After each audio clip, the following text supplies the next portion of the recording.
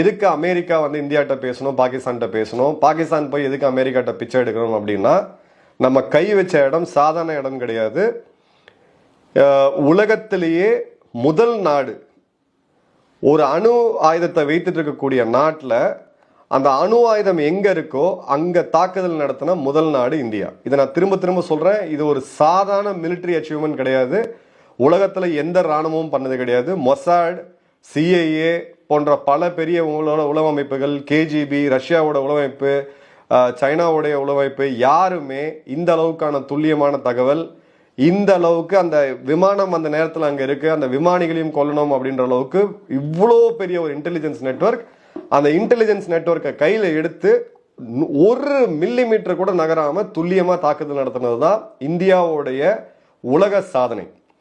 அன்பார்ச்சுனேட்டா மீடியால இதை பத்தி பேசவும் இல்லை. மேபி இதை எஸ்கலேட் பண்ண வேணாம் அப்படின்னு பேசாம இருந்திருப்பாங்க. பட் இந்த செய்திகள்